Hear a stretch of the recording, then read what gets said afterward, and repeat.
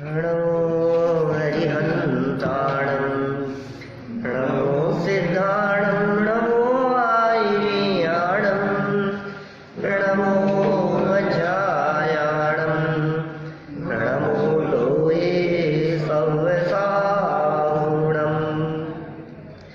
जिन स्वानुभूति से खिली मम स्वानुभूति मदिगे श्री विमल धारा जन श्रुत आनंद अमृत से भरी समता प्रभावती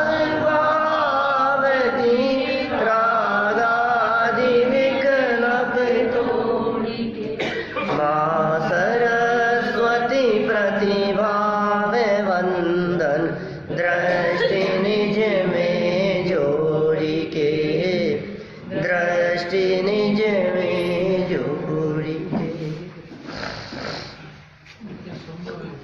आचार्य कल्प पंडित प्रवर टोडरमल जी द्वारा लिखित रहस्यपूर्ण चिट्ठी के संदर्भ में यहाँ चर्चा चल रही है। रहस्यपूर्ण चिट्ठी की ये चर्चा प्रत्यक्ष और परोक्ष के स्वरूप के संदर्भ में आगे बढ़ रही है। आत्मा अनुभूति के काल में ज्ञान प्रत्यक्ष रहता है या परोक्ष होता है। शिष्य ने इस प्रकार की बात कही कि निश्चय सम्यक दर्शन प्रत्यक्ष और व्यवहार सम्यक दर्शन परोक्ष होता होगा। बहुत सुंदर स्पष्टीकरण करते हुए ये बात कह दी गई कि नहीं भाई, इस भ्रम में मत रहना। यह सम्यक्त्व के भेद नहीं है, यह श्रद्धा का स्वरूप नहीं है, ये ज्ञान का स्वरूप है। प्रत्यक्ष और परोक्षपना ये ज्ञान में होता है, प्रत्यक्ष परोक्षपना श्रद्धा में नहीं होता। श्रद्धा में परोक्षपना नहीं होता। हमारी श्रद्धा इनके साथ में जुड़ी है, परोक्षपना नहीं है उसमें। जहाँ श्रद्धा होगी वो एक रूपी होगी, या तो श्रद्धा होती है मिथ्या या होती है सम्यक, दो के अलावा तीसरा कोई प्रकार नहीं है उसमें। और प्रत्यक्ष परोक्षपना भी उसमें बनता नहीं है। प्रत्यक्ष परोक्षपने का क्या स्वरूप है, इसे यहाँ समझाते हुए कहा कि भाई देखो, प्रत्यक्ष दो तरह का, एक पारमार्थिक प्रत्यक्ष और एक सामव्यवहारिक प्रत्यक्ष। सो अवधि ज्ञान, मनःपर्यय ज्ञान और केवल ज्ञान, ये कैसे हैं? पारमार्थिक प्रत्यक्ष है। में भी दो भेद कर सकते हैं, एक देश प्रत्यक्ष, एक सकल प्रत्यक्ष ना, क्योंकि आंशिक रूप से स्पष्ट जानते हैं। प्रत्यक्ष माने जो स्पष्ट जाने, विशदम प्रत्यक्षम, विशद ज्ञान को, निर्मल ज्ञान को, स्पष्ट ज्ञान को, उसको क्या कहते हैं? प्रत्यक्ष ज्ञान कहते हैं। अवधि ज्ञान और मनःपर्यय ज्ञान स्पष्ट तो है लेकिन एक देश है, और केवल ज्ञान सकल प्रत्यक्ष है। तो फिर मति और श्रुत ये दोनों तो परोक्ष है ना, कि हाँ, मति ज्ञान और श्रुत ज्ञान को परोक्ष ज्ञान कहते हैं, क्योंकि इंद्रियों और मन के सहयोग से जानते हैं। तथापि इंद्रियों से जानते हुए भी वो स्पष्ट जानने में आ रहा है, आंख से बिल्कुल स्पष्ट दिख रहा है। आपको ये क्लियर दिख रहा है कि नहीं? बोले मैंने बिल्कुल आंख से स्पष्ट देखा है मैंने, क्योंकि आंख में कोई, आंखें खराब नहीं है मेरी ऐसी। चश्मा लगाओ तो क्या होगा, बिना चश्मे के भी पढ़ सकता हूं क्या? तो मेरा कहने का मतलब ये है, ये जो स्पष्टता की बात है, इस स्पष्टता को कहेंगे साम व्यवहारिक प्रत्यक्ष। साम व्यवहारिक, व्यवहार चलाने के लिए, लोक व्यवहार के लिए, बोलचाल की भाषा में, घर गृहस्थी में, परिवार में जिन बातों को प्रत्यक्ष करे, मैंने प्रत्यक्ष सुना है अपने कान से। अरे भाई, लेकिन कान से सुनी हुई बात भी झूठी हो सकती है। तुम्हें नहीं पता उसके पहले क्या कहा होगा, तुम्हें नहीं पता उसके बाद में क्या कहा होगा, तुम्हारे कान में क्या शब्द पड़े और तुमने क्या समझ लिया। अनेक लोग तो ऐसा सुनकर के बैर बांध लेते हैं। कभी कभी आंखों देखी भी झूठी हो जाती है, कभी कभी कानों सुनी भी झूठी हो जाती है। लेकिन अवधि ज्ञान में ऐसे झूठेपन का प्रसंग नहीं है, क्योंकि वो प्रत्यक्ष ज्ञान है, वो पारमार्थिक प्रत्यक्ष है, उसमें फर्जी नहीं होगा काम। है कुछ, दिख रहा है कुछ, है कुछ, सुनने में आ गया। कितनी बार होता है शब्द क्या कहते हैं और सुनाई क्या देता है। कभी कभी क्या होता है, व्यक्ति शब्द को पकड़ लेता है, इंटेंशन को नहीं पकड़ता, उसका भाव नहीं समझता, अनर्थ हो जाते हैं। ये मति श्रुत ज्ञान की ऐसी ही स्थिति है। भाई क्या करें, मति श्रुत ज्ञान का स्वरूप ही इसी प्रकार का है। इसमें किसी का दोष नहीं है, कमजोरी है हमारे वर्तमान ज्ञान की। इस क्षेयोपशम ज्ञान की इसी प्रकार की योग्यता है, मति ज्ञान और श्रुति ज्ञान। यद्यपि अवधि और मने पर यह भी क्षेयोपशम है, लेकिन पारमार्थिक प्रत्यक्ष है। ये कैसे प्रत्यक्ष है? बोले ये सामव्यवहारिक प्रत्यक्ष है, लोक व्यवहार में काम चलता है इनसे। चलो खैर, इतना सब कहने के बाद सामव्यवहारिक और पारमार्थिक प्रत्यक्ष का स्वरूप बतलाने के उपरांत अब परोक्ष प्रमाण के 5 भेद कहे। एक बात और कहूं मार्मिक, सामव्यवहारिक प्रत्यक्ष या परोक्ष जो मति ज्ञान और श्रुति ज्ञान के लिए प्रयोग किया गया, इनको सामव्यवहारिक प्रत्यक्ष इसलिए कहा कि इंद्रियों के द्वारा है। इन मति श्रुति ज्ञान को परोक्ष इसलिए कहा कि इंद्रियों और मन का सहयोग है, आड़त है बीच में। लेकिन यह बात बिल्कुल गहराई से सभी लोग जानते हैं, समझते हैं। जो नहीं समझते उनके लिए कहता हूं, ज्ञान इंद्रियों से होता ही नहीं है, ज्ञान तो ज्ञायक से ही होता है। ज्ञान इंद्रियों का नहीं होता। आप आंख से नहीं देखते, आंखें देखने में निमित्त बने, माध्यम बने, वो अलग मैटर है। उससे क्या फर्क पड़ता है? आंख कहां देखती है, कान कहां सुनते हैं? मुर्दा भी सुनने लग जाए, मुर्दा भी देखने लग जाए। इसलिए आंख कान देखती नहीं है, देखने जानने वाला ये तो खिड़कियां हैं। हम आपसे पूछते हैं, आप चश्मे से देखते हो कि आंख से देखते हो? आंख से देखते हो, तभी चश्मा काहे को लगा रखा? आप यदि आंख से देखते हो तो चश्मा क्यों लगा रखा है? कि साहब बिना चश्मे के दिखता नहीं है। अच्छा, तो चश्मा देखता होगा, तो फिर जिनको आंखों से नहीं दिखता उनके चश्मा लगाओ। दिखेगा कि नहीं दिखेगा? नहीं दिखेगा। इसका मतलब देखने वाली तो आंखें, देखो व्यवहार की बात करता हूं, माने देखने वाली आंखें, आंखों में देखने की सामर्थ्य हो तो चश्मा काम करे। आंख में देखने की ताकत नहीं हो तो चश्मा क्या काम करे? इसी तरह से अंदर में ज्ञान में जानने की सामर्थ्य हो, ज्ञान में क्षेयोपशम हो, ज्ञान की योग्यता हो उस तरह की देखने जानने की, तो आंखें आदि माध्यम बन जाए। आंखें नहीं देखती, देखने वाला अंदर में दूसरा बैठा है। क्या वो ज्ञायक है? हम ज्ञायक हैं, हम जाननहार हैं। ये खिड़कियां हैं, दरवाजे हैं। ये तो जिस तरह से हम खिड़की के अंदर खड़े होकर बाहर के पदार्थों को देखते हैं तो खिड़की नहीं दिखती, लेकिन खिड़की खुली होना भी जरूरी है। खिड़की बंद हो तो भी नहीं दिखता। क्या? ठीक इसी प्रकार यद्यपि यह बात परम सत्य है कि हम ज्ञान से देखते हैं, तथापि यह आंखों रूपी खिड़की, कान रूपी खिड़की, दरवाजे, ये भी बराबर होना चाहिए। ये बराबर ना हो तो भी देखने जानने में असुविधा होती है। असली कारण की पहचान होनी चाहिए और निमित्त कारण की पहचान होनी चाहिए। जानने का उपादान कारण कौन और निमित्त कारण कौन? उपादान बोले क्या है? आत्मा। बोले निमित्त, बोले इंद्रिया। 4 इंद्रिय जीव के ऑपरेशन करके कान लगा दो, कर सकते हैं ऐसा? भौरा है, भौरा 4 इंद्रिय जीव है, और भौरे के ऑपरेशन करके कान लगा दो, सुनने लगेगा ना? नहीं सुन सकता। क्या? 3 इंद्रिय जीव है, चींटियों के ऑपरेशन करके आंखें लगा दो, नहीं देख सकती, संभव नहीं है। देखो मच्छरों की आंखें हैं ना, मच्छर 4 इंद्रिय है, उनकी आंखें हैं, तो मच्छरों की आंखें छोटी छोटी सी होती, तो वो मच्छरों की आंखें ऑपरेशन करके वहां से निकाल के और चींटियों में लगा दो, चींटे में लगा दो, चींटा 3 इंद्रिय है, तो उसको दिखने लगेगा कि नहीं? इंद्रिय 3 है, चक्षु इंद्रिय का काम कैसे होगा? तो इंद्रियां नहीं देखती, इंद्रियों के माध्यम से देखता है, ऐसा कहना ये व्यवहार का कथन है, उपचार का कथन है, उपचरित कथन है। संयोगों के आधार पर किया गया कथन है। वस्तु स्थिति को जो पहचानते हैं वे ज्ञानी है। तो ये बात यहाँ प्रत्यक्ष परोक्ष के संदर्भ में थोड़ी बहुत कही। फिर कहा आप सुनो, चलो कोई बात नहीं, साम व्यवहारिक प्रत्यक्ष को भी प्रत्यक्ष कह दिया हमने। परोक्ष की चर्चा और मिलती है न्याय शास्त्रों में। कुछ चर्चाएं अध्यात्म शास्त्रों की होती है, कुछ सिद्धांत शास्त्रों की होती है, कुछ बातें न्याय शास्त्रों की होती है, विवक्षाएं अलग अलग होती है। अध्यात्म शास्त्रों में आत्मा की मुख्यता से बात होती है, सिद्धांत शास्त्रों में वस्तु व्यवस्था की मुख्यता से बात होती है, और न्याय शास्त्रों में नए प्रमाण युक्ति आदि अनेक शैलियों का प्रयोग किया जाता है। स्याद्वाद अनेकांत वो न्याय की शैली है। न्याय क्या है? न्याय की शैली में खंडन मंडन होता है।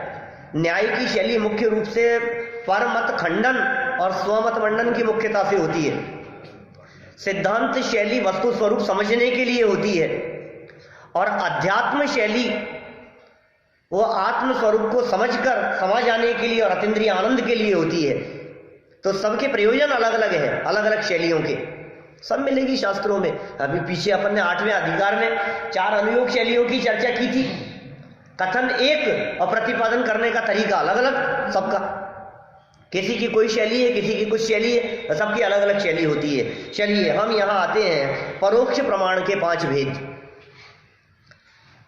कौन कौन से 5 भेद हैं? Page number 345। हाँ, याद हो गए सबको?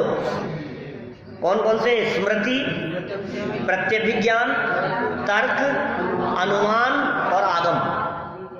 स्मृति, प्रत्यभिज्ञान, तर्क, अनुमान और आगम, ये 5 भेद हैं। किसके?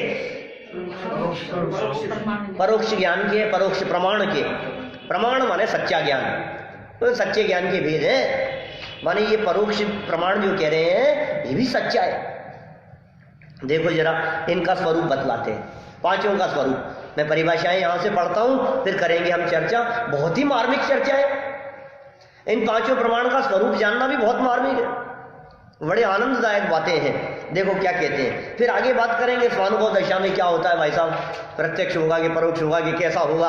अनुभव दशा की चर्चा करनी है आगे। तो उससे पहले वहां जो पूर्व काल में जो वस्तु जानी थी उसे याद करके जानना, उसे स्मृति कहते हैं।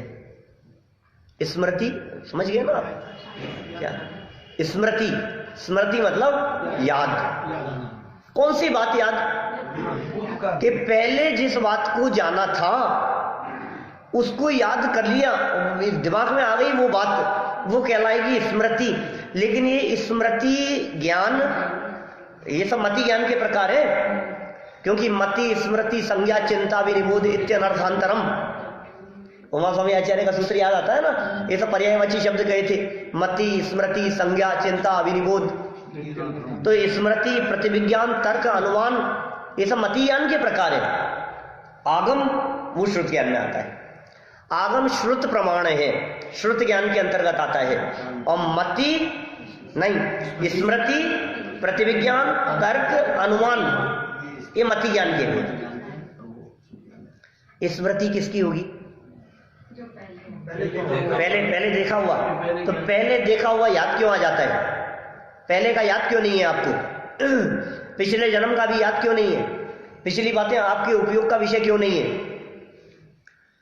सोचो, अभी आपको जिसकी जितनी उम्र है उतनी उम्र तक की बातें याद है ना? आपको पिछले 35 साल पुरानी बात भी याद आ सकती है कि नहीं? आ सकती है ना? कई बातें ऐसी हो सकती है कि पिछले 35 साल पुरानी याद है हमारे को। अच्छा, आपको 35 साल पुरानी बात याद है, इसका मतलब 35 साल पुरानी बात याद हो सकती है। आपको 50 साल पुरानी बातें याद होगी कुछ, है ना? आपको 60 साल पुरानी भी कोई बातें याद होगी सब, है ना? याद बहुत सारी बातें। अब मैं ये कह रहा हूँ 60 साल की बातें यदि याद हो सकती है तो अभी हमारा जीवन पूरा हुआ, और जीवन पूरा होकर के किसी दूसरे भाव में चले गए। अब दूसरे भाव में चले गए तो साल 2 साल के जब हुए, 2-4 साल के, तो अभी जो बातें पढ़ रहे सुन रहे हैं और वो 2-4 साल के हुए, तब तक कितना काल बीतेगा? 2-5 साल। अभी मेरा मरण हो गया, 3 साल का हुआ तब तक 4 साल बीते मान लो लगभग है, 9 महीने गर्भ अवस्था की और सब मिला करके लगभग 4 साल हो गए। तो कहा वो जो 4 साल पहले की बात याद हुई कि नहीं हुई? है 60 साल की तो बात याद रह जाती है और ये 4 साल की बात याद नहीं है, कहीं देखी जाती है। ये क्या चक्कर है? भाव बदल गया तो अरे भाई स्मृति जो है ये भेद ज्ञान का है या आंखों का है या कान का है? ज्ञान का भेद है ना, तो ज्ञान तो आत्मा का है ना, तो आत्मा के साथ में ज्ञान जाना चाहिए कि नहीं? और हम लोग बातें भी ऐसी करते हैं कि ज्ञान तो साथ जाता है सब, यहाँ तो ज्ञान तो साथ में जाता है। तो मैं कहता हूँ 5 साल के बच्चे को 10 साल पुरानी बात याद होगी कि नहीं? 5 साल के बच्चे को 10 साल पुरानी बात याद, इसका मतलब पिछले जन्म की बात याद नहीं देखी जाती है। आपको हमारी को क्यों नहीं याद है? सुनो सुनो सुनो भाई साहब, इसमें कई बातें हैं। एक बात तो ऐसी कि पिछले जन्म में यदि सैनी पंचेंद्रिय था और इस जन्म में वापस सैनी पंचेंद्रिय हुआ तो वो स्मृति बनी रहने के चांस है। ठीक, सैनी पंचेंद्रिय होना चाहिए क्योंकि बिना ब्रेक के, और यदि बीच में असैनी का भाव आ गया तो वो चीज चली जाएगी, वो चीज आपके उपयोग में नहीं रहेगी, क्योंकि असैनी के मन नहीं होता। बीच में मन नहीं रहा तो खंड पड़ गया, टूट गया, मतलब धारा टूट गई। दूसरी बात और ध्यान रखना, स्मृति डिपेंड करती है धारणा पर।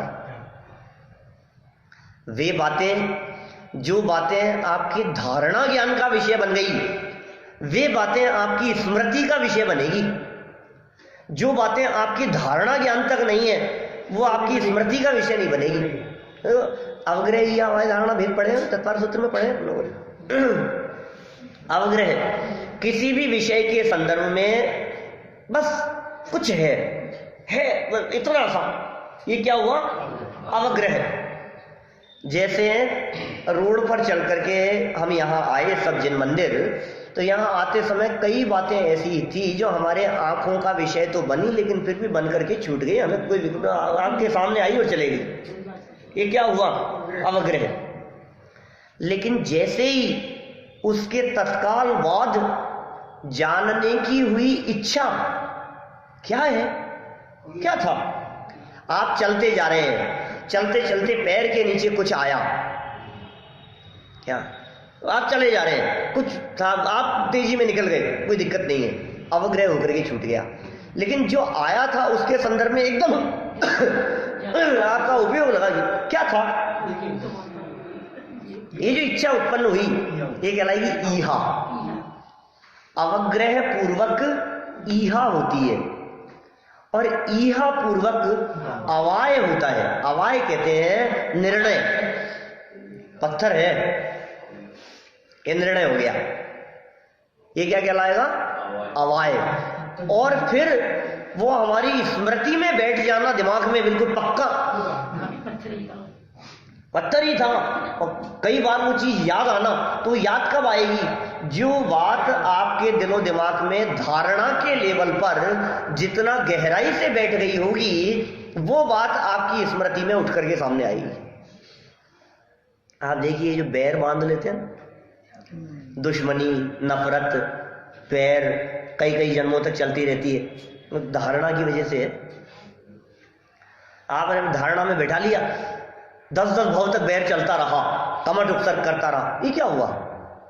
ये क्या है? ये माने उसको देखते ही वो बात याद आ रही है। याद आना ये स्मृति का काम है, और किसी को देख करके पुरानी बात याद आना ये प्रत्यभिज्ञान का विषय है।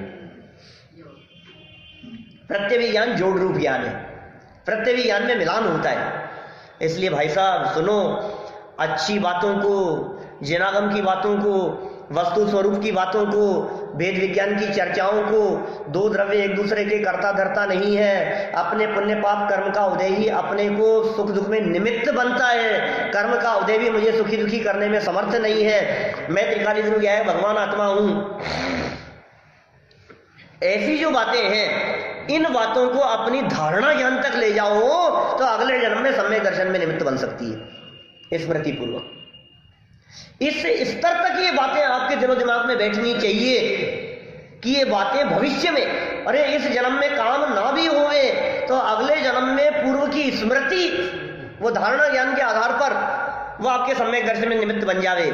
लेकिन ध्यान रखना, अपने दिलो दिमाग में धारणा ज्ञान में ऐसी बातों को मत बैठाना है जिससे झगड़े हो, जिससे आपका भविष्य बिगड़े। वो यदि आपकी धारणा ज्ञान में बैठ गया तो उभर उभर करके वही स्मृति में आएगा, और फिर स्मृति में आएगा तो क्या होगा? जब खोटी बातें स्मृति में आती है तो वर्तमान को सुधारती है या बिगाड़ती है? वर्तमान को भी बिगाड़ती है क्या, और भविष्य भी बिगड़ता है। तो कौन सी बातें याद करना, बोलो? कौन सी बातों का कंठपाठ करना, कौन सी बातें आपके दिलो दिमाग में घूमनी चाहिए? जनवाणी की बात दिलो दिमाग में घूमनी चाहिए। वस्तु स्वरूप की बात आपकी चर्चा का विषय बननी चाहिए। वस्तु स्वरूप की चर्चाएं आपके दिल में बैठनी चाहिए, अंदर तक, गहराई तक, इतनी गहराई तक। तभी तो होता है। देखो, जाति स्मरण ज्ञान क्या होता है बताओ? जाति स्मरण ज्ञान क्या चीज है? जाति स्मरण ज्ञान केवल ज्ञान का नाम है कि मने प्रिय ज्ञान का नाम है, या अवधि ज्ञान का नाम है? जाति स्मरण ज्ञान मतिश्रुत ज्ञान है।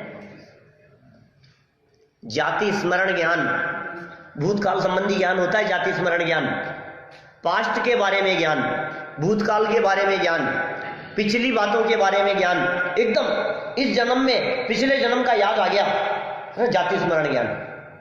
फर्क है जाति स्मरण और अवधि ज्ञान में। अवधि ज्ञान भूत भावी दोनों बातों को जानता है। जाति स्मरण ज्ञान मात्र पास्ट की बातों को जानता है, मात्र भूत की बातों को जानता है। जाति स्मरण ज्ञान क्षयोक्षम ज्ञान है, मतिश्रुत ज्ञान का स्वरूप है, अवधि ज्ञान की लिमिट है। जाति स्मरण ज्ञान कोई सम्यक ज्ञान हो ऐसा नहीं है, क्योंकि जाति स्मरण ज्ञान मिथ्या ज्ञान में भी हो सकता है। मिथ्या ज्ञान में भी जाति स्मरण हो जाता है। मिथ्या ज्ञान में भी पिछले जन्म की बातें, मिथ्या दृष्टियों को भी, हाँ, क्यों नहीं होता है मिथ्या दृष्टियों? अरे शास्त्रों में कितने उदाहरण मिलते हैं। उनको सम्यक दर्शन की प्राप्ति कैसे हुई? बोले जाति स्मरण ज्ञान पूर्वक सम्यक दर्शन हो गया। इसका मतलब मिथ्या दृष्टि थे। इसका मतलब जाति स्मरण ज्ञान मिथ्यात्व की भूमिका में हुआ था। कितना सटीक है ये बात कि साहब उसको सम्यक दर्शन कैसे हुआ? अपने देखो 24 तीर्थंकरों में देखोगे ना तो 8-10 तीर्थंकर ऐसे हैं जिनको सम्यक दर्शन जाति स्मरण पूर्वक हुआ। शांतिनाथ भगवान को कैसे हुआ बतलाओ? बोले जाति स्मरण ज्ञान पूर्वक। दर्पण देखा और दर्पण देख करके उनको जाति स्मरण हो गया और जाति स्मरण से उनको सम्यक दर्शन की प्राप्ति हो गई। इनको कैसे हो गया? बोले जाति स्मरण से हो गया। तो इसका मतलब जाति स्मरण ज्ञान मिथ्यात्व की भूमिका में हुआ और उस भूमिका से बाद में फिर सम्यक दर्शन की प्राप्ति हो गई। पास्ट संबंधी ज्ञान है, समझे? जाति स्मरण ज्ञान क्या चीज है? स्मृति। स्मृति कब? धारणा के आधार पर। और धारणा में क्या बैठाया आपने? धारणा में वो बात बैठती है, धारणा ज्ञान तक वो बात चली जाती है जो बात आपके दिलो दिमाग में ज्यादा घूमती रहती है। जिस बात को ज्यादा घुमाते रहते हो आप अपने दिमाग में, वो बात आपके धारणा ज्ञान में बैठ जाएगी। कहते हैं ना, एक बार किसी व्यक्ति के बारे में कोई गलत धारणा बैठ गई, धारणा बैठ गई, गलत धारणा, अब बहुत मुश्किल है उसे साफ करना। उसका तो एक ही उपाय है, वस्तु स्वरूप का विचार चिंतन। ये इतनी इंपॉर्टेंट बात है। ऐसा भी होता है, हमने ऐसी चर्चाएं भी सुनी पड़ी है कि आप सोते समय जिन बातों का चिंतन करते हुए सो रहे हो, बहुत हद तक चांस है कि वे बातें आपके धारणा ज्ञान का विषय बन जाए, आपके धारणा ज्ञान तक पहुंच जाए। क्योंकि वो जो जिन बातों का विचार करते हुए आप सोए ना, क्या जो बातें सोचते सोचते आप सोए हो, वो बातें अब चूंकि ज्ञान तो कम हो गया, नींद आ गई, लेकिन वो छाप पड़ गई, वो छप गई आपके उसमें ज्ञान में, उपयोग में, आत्मा के साथ में, उस पटल पर पक्की हो गई वो चीज। हम इसीलिए कहते हैं रात को सोते समय नमोकार मंत्र बोलना, आत्मा परमात्मा का चिंतन करना, वस्तु स्वरूप का विचार करना। इस विचार पूर्वक यदि आप को नींद आएगी तो क्या होगा? ये विचार आपकी धारणा का विषय बनेंगे। और आपने क्या किया, वो टीवी देखते देखते तो वो आपकी धारणा का विषय बनेंगे। झगड़ते झगड़ते उसने ऐसा कर दिया, उसने ऐसा कर दिया, उसको तो मैं छोड़ूंगा नहीं, उसको तो देख लूंगा मैं। तो ये जो आपके दिलो दिमाग में, जो आपके नींदों के काल में गया, ये ऐसी धारणा का विषय बन गया जो कई जन्मों में वैर धारण करके आपके भाव बिगाड़ेगा। बी अलर्ट, बहुत सावधानी की बात कह रहा हूं मैं। इसलिए हमेशा अच्छाई को लेकर के सो, अच्छी बातों को याद करके सो। आपकी धारणा का विषय वो बननी चाहिए, आपकी धारणा का विषय ये नहीं बननी चाहिए। ये स्मृति, जो याद होगा वही तो निकलेगा। ये साहब एग्जाम में आप जो लिखोगे, एग्जाम हो रहा है, आपने जो उत्तर लिखा है, जो आंसर लिखा है, वो आंसर वही तो लिखोगे जो आपके दिमाग में होगा, याद होगा, आपने पढ़ा होगा, जो आपके दिमाग में होगा। क्योंकि कुछ नहीं था साहब में, तो ऐसा नहीं होता है। क्या याद करूं? इसलिए हम कहते हैं गाथाएं याद करो, कुंद कुंदाचार्य की गाथाएं याद करो, भजन याद करो, भक्तियां याद करो, स्तुतियां याद करो। कंठ की विद्या और अंटी के दाम, बस समय पड़े पर आवे काम। मोदी जी ने बंद कर दिए कोई बात नहीं, लेकिन वो तो आपकी जेब में होंगे तो काम आ सकते हैं, और जेब में नहीं है, और बैंक में है, और यहाँ है, और लॉकर में है, तो जेब में हो तो काम आने की बात है, जेब में नहीं हो तो क्या काम आएगा। और कंठ की विद्या स्मृति में हो तो प्रत्यभिज्ञान का विषय बने, कभी भी काम में ले लो। वो बात याद आती, अरे क्या अपार शांति मिलती है इन जिनवाणी की बातों को सुनकर के। क्या गजब है ये चमत्कारिक बातें हैं भाई साहब, ये अभूतपूर्व है ये बातें, वस्तु स्वरूप की ये बातें साधारण नहीं है ये। जिन बातों के विचार मात्र से आपकी कषाएं गायब होती हुई दिखाई देती है, यदि वे बातें आपकी श्रद्धा का विषय बनेगी, यदि वे बातें आपकी धारणा का विषय बनकर के अनुभूति का विषय बन जाए, तो वे अनंतानुबंधी आदि कषाएं कैसे टिक सकती है, ये तो बताओ। धारणा के लिए बात कर रहे हैं, स्मृति के लिए बात, समझ में आई स्मृति क्या चीज है, वो कैसे काम करती है स्मृति। बार बार चिंतन, अपने कर्म का उदय, अपने पुण्य पाप कर्म का उदय। अरे मेरी अपयश कीर्ति कर्म का उदय होगा तो दुनिया मेरी निंदा करेगी, बुराई करेगी, और मेरे यदि अपयश कीर्ति कर्म का उदय नहीं हो तो कोई व्यक्ति कितनी बुराई करना चाहे, अरे बुराई में भी लोगों को प्रशंसा दिखती है। बोलो यशस कीर्ति कर्म का उदय हो तो। एक बच्चा परीक्षा में फेल हो गया, क्या परीक्षा में फेल हो गया तो आपको क्या लगता है, उसकी निंदा बुराई होगी ना? क्या नहीं, वो परीक्षा में फेल हो गया और 4 आदमी खड़े होकर के बात कर रहे थे, अरे नहीं इंटेलिजेंट तो बहुत है, पढ़ता तो बहुत था, ये तो कॉपी चेक करने वाले ऐसे ही हैं। और एक व्यक्ति ने टॉप किया, यूनिवर्सिटी टॉप किया, और वो आकर के बताया, 4 लोग खड़े थे, तो मेरी प्रशंसा होगी। अरे घर नहीं घूमते हैं यार आजकल तो जिसको देखो वही टॉप करता है, क्या दम है इनमें। देखो मैंने काम बहुत अच्छा किया और अपयश कीर्ति कर्म का उदय हो तो निंदा हो, और काम खोटा हुआ और यशस कीर्ति कर्म का उदय हो तो उसमें भी प्रशंसा हो जाए। तो कौन मेरी प्रशंसा करे और कौन मेरी निंदा करे भाई साहब? उदय अपना है। स्मृति का विषय क्या होना चाहिए? अच्छाइयां देखो, वो आपकी स्मृति का विषय बने। सबके लिए अच्छा सोचो, सबके लिए अच्छा बोलो, सबको अच्छा देखो, अच्छाई की बात करो। और कदाचित कोई बुरी बात, कोई गलत बात आपके माध्यम से कहने में आ जाए, आपके माध्यम से सुनने में आ जाए, तो धारणा तक मत ले जाना। नुकसान किसी और का नहीं होगा, नुकसान मेरा ही होगा। क्या यदि वो बातें धारणा तक मैं ले गया तो वो चुभेगी किसको? तकलीफ किसको देगी? वो पीड़ा किसको देगी? वो जलाएगी किसको? कि मुझे ही जलाएगी ना। मैं ऐसी बातों के बारे में विचार नहीं करता जो बातें नफरत पैदा करती हो, जो बातें नुकसान करती हो, जो बातें द्वेष उत्पन्न करती हो, जो बातें बैर बांध लेती हो। ऐसी खोटी बातें धारणा ज्ञान का विषय बनने योग्य नहीं है। स्मृति क्या कहा? पूर्व काल में पूर्व काल कब तक लेना भाई? पूर्व काल कौन से काल को आप पूर्व काल कहेंगे? 5 मिनट पहले का भी पूर्व काल हो सकता है, 1 घंटे पहले का भी पूर्व काल हो सकता है, 1 साल पहले का भी पूर्व काल हो सकता है। दो उन सबको यह अवसर आ गया है पुरानी बातों को धो डालने के लिए। क्या बोलो कि कैसा प्रसंग है? सिखा रहे टोडरमल जी, तो क्या करूं मतलब है? मजा आता है कि नहीं? बोलो, जीवन बदल जाए ऐसी चर्चाएं हैं। स्मृति पूर्वक अब याद आई प्रत्यभिज्ञान। प्रत्यभिज्ञान की क्या परिभाषा दी? देखो, जोड़ रूप ज्ञान है, स्मृति और प्रत्यक्ष। पुरानी बात याद आकर के क्या होता है? देखो, अब यदि वो पुरानी बात आपकी जो धारणा में बैठी थी, जो स्मृति का विषय थी, वो अभी आपको याद आई, यदि वो बात अच्छी थी तो उस बात को याद करके आपका चेहरा खिल जाएगा, मुस्कुराहट आएगी। पुरानी बात यदि धारणा में अच्छी बात थी, अच्छाई थी, तो वो धारणा की बात जैसे ही प्रत्यभिज्ञान का विषय बनेगी आपका चेहरा खिल जाएगा। आप क्यों हंस रहे हो? नहीं, वो पुरानी बात याद आ गई।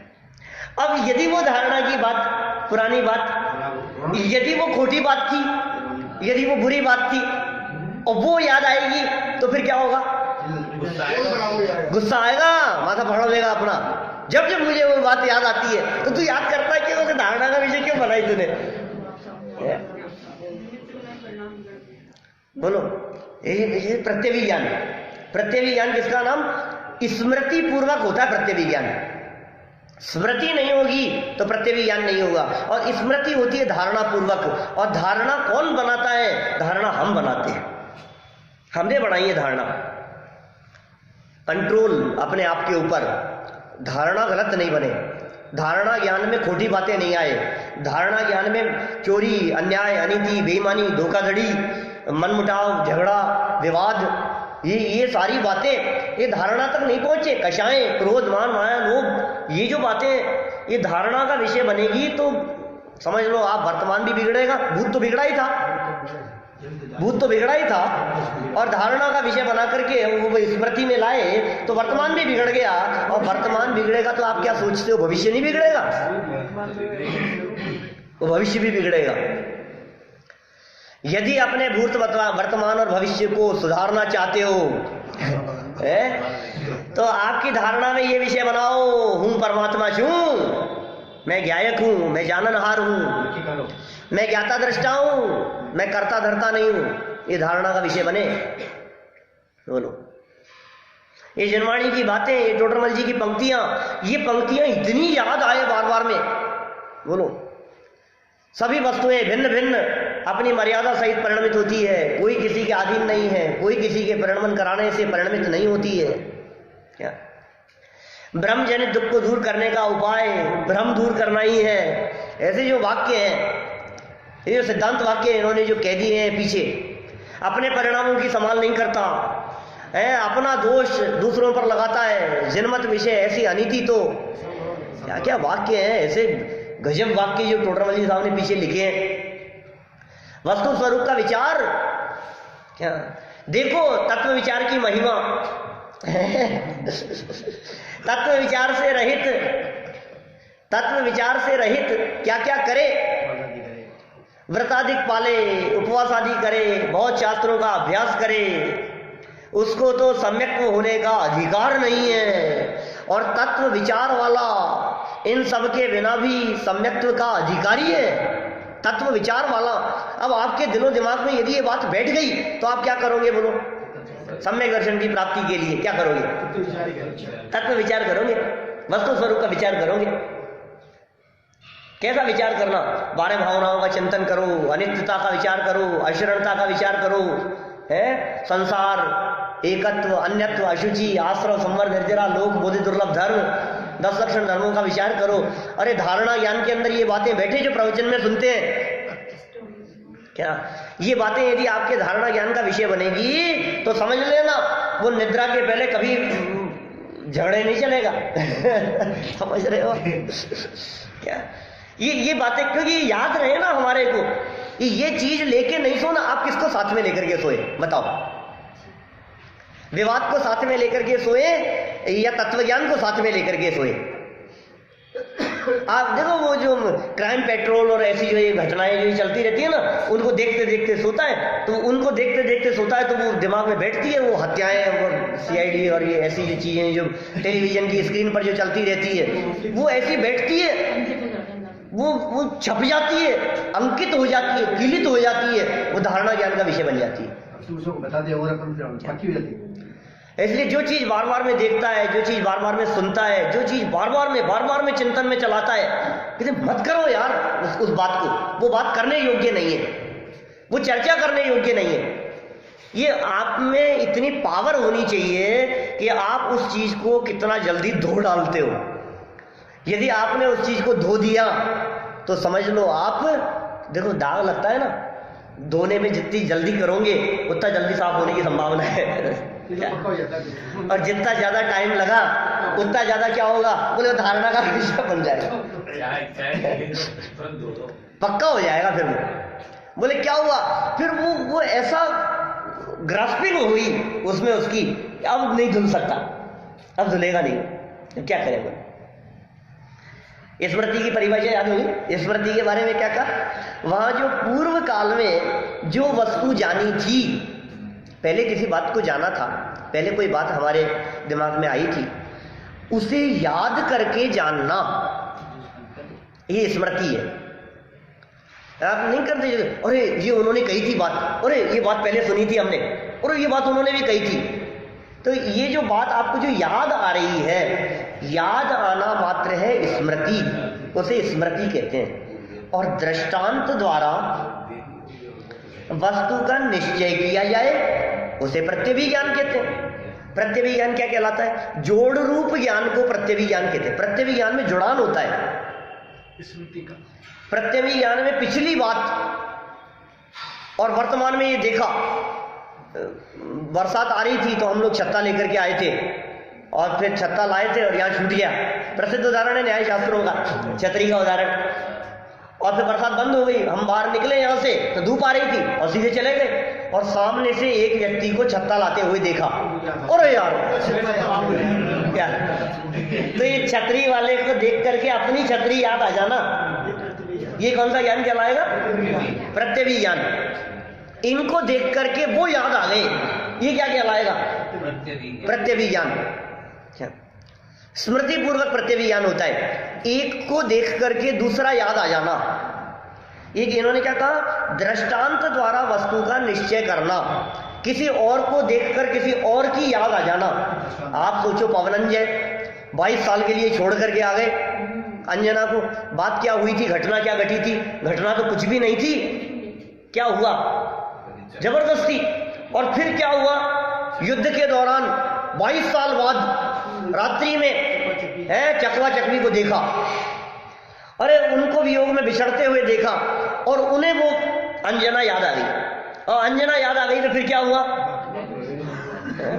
ये ऐसे दृष्टांत से कुछ याद आना, उनको देख करके वो याद आना, इसको देख करके उसकी याद आ जाना, ये सब क्या कहलाएगा, प्रत्यभिज्ञान, जुड़ान।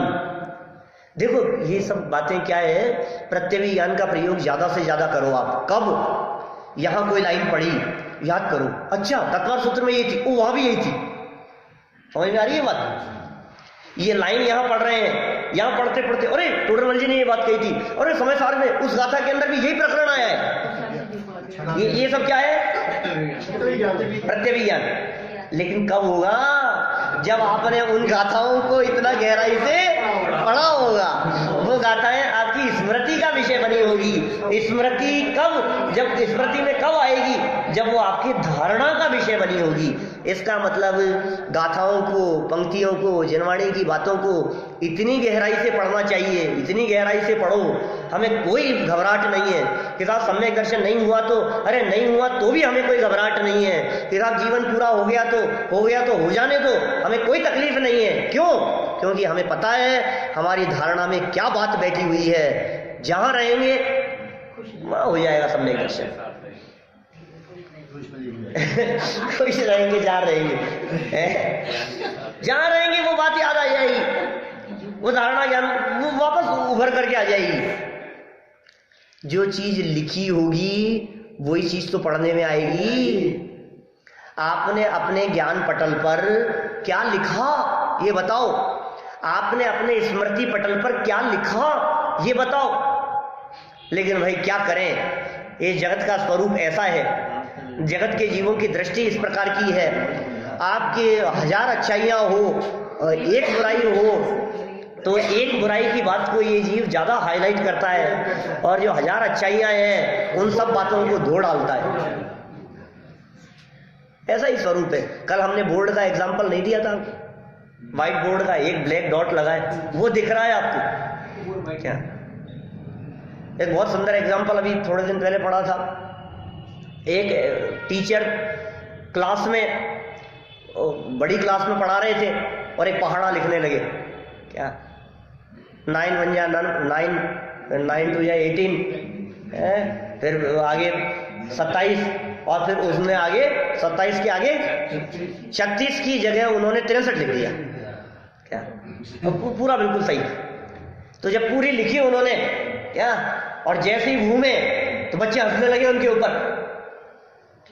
सर